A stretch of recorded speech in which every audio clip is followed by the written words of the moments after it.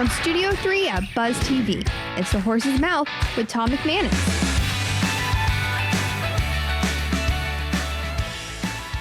All right, welcome into another edition of The Horse's Mouth, up close and personal style here on Buzz TV. Of course, at my bar, at Tommy Max, and we're brought to you by the Heritage Capital Group. We've got a special one today, UFC legend. Oh gosh, I'd call him the OG of fighting if I could. Ken Shamrock is here. He's got a great bare knuckle event coming up at the end of this month, and he's here at my bar. What an honor. Ken, how are you, my friend? Welcome to the show, and thanks for taking the time. Well, I appreciate it. Thank you. We got to know a little bit about each other off air a little bit, but man, you've had quite the life. When you look back, Ken, what are you most thankful for? If you could pick something. I would have to say that different people at different times in my life being able to guide me in the right direction, and I would say the biggest one was my dad, Bob Shamrock, who's passed away as of late, a couple years back, but he was really instrumental in helping me understand the violence that I had inside of me, that I could literally use that and take it out and put it in sports. As long as I stayed within those boundaries, I could do whatever I wanted. So that was really one of the biggest things that I took out of being able to succeed in life. So you grew up in Georgia, or born in Georgia, eventually moved to California. What age were you when you moved to Cali? Yeah, I was 5 years old when I moved from Georgia to California, Napa, California. Yeah. And then what, if I may ask, the violence, was it just the environment you were in? Like, where did that start from an early age? Not to get, psychotherapy on you. Just curious how that all came about. No, but it's important because, I was violent. I was angry, and every time someone would look at me wrong, I'd fight them. And by the time I was 9 or 10 years old, I was running around on the streets, and I was fighting. And I was, not just fighting, but, using bats and sticks and all kinds of stuff, weapons to make sure I won. So it was really an issue, but as time goes on, you start looking at it and going, okay, how do you fix that anger? Where do you put it? Right, absolutely. And you were able to put it in football and wrestling, right? Outside of what you were doing on the streets after you met your father, right? Yeah, I ended up getting placed at a group home after going through probably 6, 7 different group homes from the time I was 10 years old till I was 13. Finally ended up at the Shamrock Boys Home, and that's where Bob Shamrock kind of looked at me and saw some of the first day there. I got into a fight with some kid, and so he kind of looked at it, and he knew, and that's the difference between a lot of the other homes, is that he literally looked at each kid and tried to figure out what those issues were and how he can help them feel like they're important. And sometimes it's art, sometimes it's rap, sometimes it's drawing or whatever it is, but everybody has that trigger that makes them feel important and being successful at something. And mine just happened to be sports. Football actually was the first time I really felt relevant. Yeah, you got to knock the crap out of people legally, right? It's so much fun, isn't it? I remember my first hit in a scrimmage game, and a guy comes across the middle, and I'm playing cornerback. They wanted to put me at linebacker, but every time the quarterback said HUD, I blew up the guard. And he said, okay, let's move you back a little bit so you stay on count. So I was playing there, and the guy comes across the middle, throws the ball in the air, and just luckily for me, I time it just right, and I hit this kid. To me, as a freshman, I feel like it was hard, but I hit him hard enough for him to blow snot bubbles. I remember jumping up and going, oh, run, because every time I had that feeling of just like hitting somebody like that, I got in trouble. Right. So all of a sudden, kids are patting me on the helmet, coaches are like, yeah, nice hit, and the enemy, which was the enemy to me, were the parents of the kids I was beating up, are all screaming, do it again, and I'm like, this is not right. Like, all of a sudden, this is okay, but out there fighting on the streets, not. So it was a confusing message, but I remember my dad told me, he said, if you can learn how to channel that anger and that energy and that frustration into something positive like football, play within the rules of that, you can be successful. And you take that same concept and you put it in life. Yeah, absolutely, without question. All right, so you found, obviously, great success in wrestling, in the fight game. Talk about the early days of the fight game, if you would. When you're going to Japan. I think it was like 1990. I did a little bit of research. Right around there, is that when you made the trek over to Japan to fight? Absolutely, yeah, and it was interesting too because talking about hitting with the helmet and plastic, thinking like, how do you guys allow people to do this? But okay, I feel good doing it. This was fighting over there where it was actually the first mixed martial arts organization, which was Pancrase. And going over there, it's Which just is the open hand, right? Open hand, okay. Because like bare knuckle back over there, they realized that bare knuckle, they could break their hands, so they just said, okay, we're going to open hand strike. Oh, okay. And it made sense, Yeah. especially starting out at that time where we didn't even see UFC or any of that other stuff yet. So this was the very first one.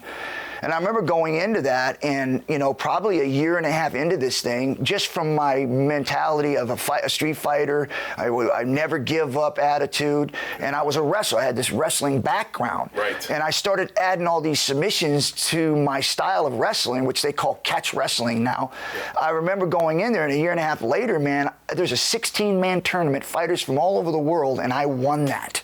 No kidding. Yes. Like blood sport, but wrestling. Yeah. Kind of, well, fighting. there was striking. Yeah, there was striking kicking, as well. punching, Okay. throws, submissions, like we see today in the UFC. Right. That's what we were seeing, but it was open hand striking. Right.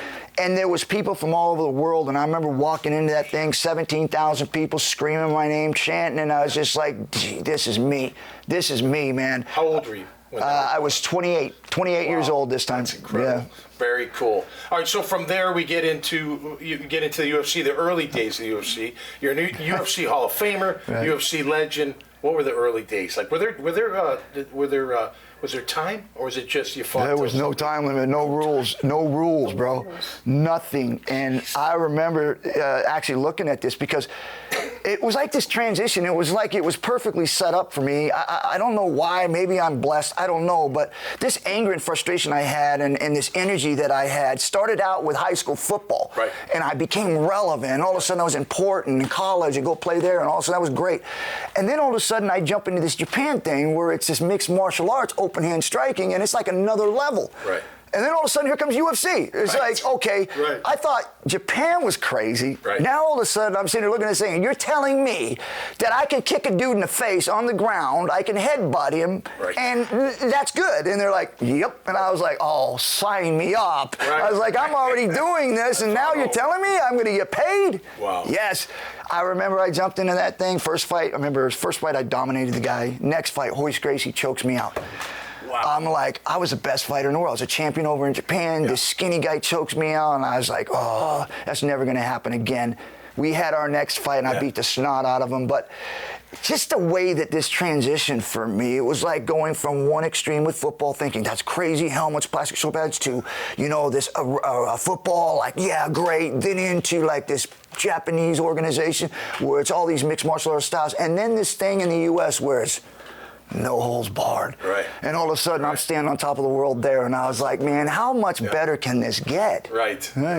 Well, you were once, and maybe still are, listed as the world's most dangerous man. I saw that ABC. What did that make you feel like? Ooh, that was scary at first. It was, right? Like, yeah.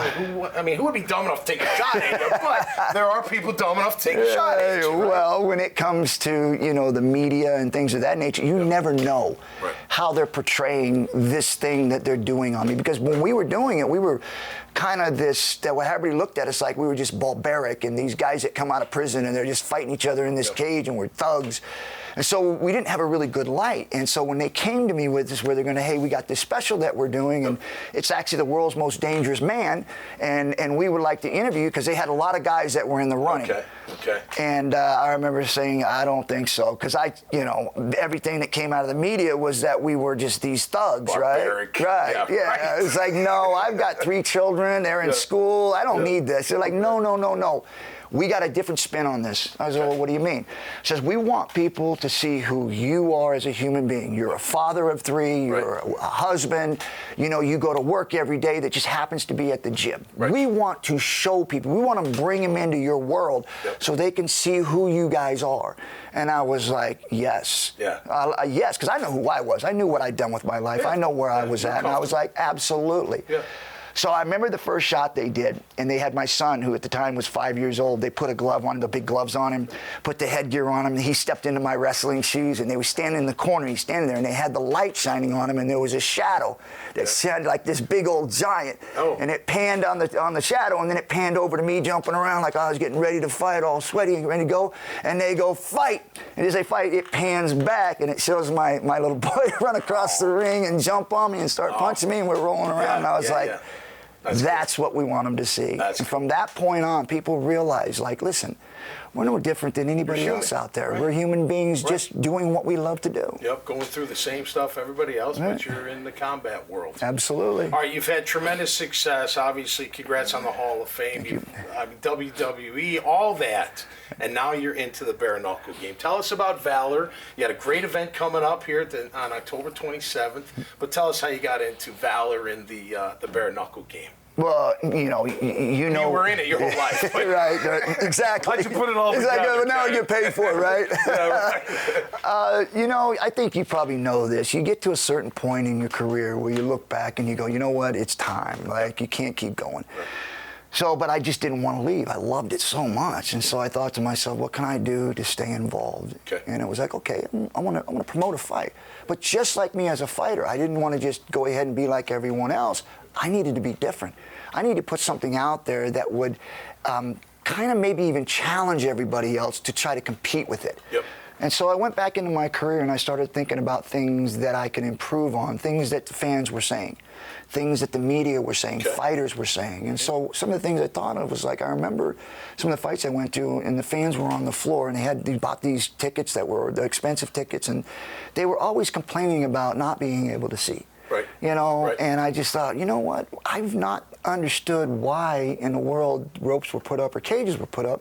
Because when people go in to fight, they've never been able to, I mean, like, why would you have that there when you're not trying to keep them in? Right. Like, they're there to fight, and they're fighting. So we took them down. We thought, okay, it's a chance. It's risky, but let's take them down and let's find out how this works out. Yeah. So we took them down.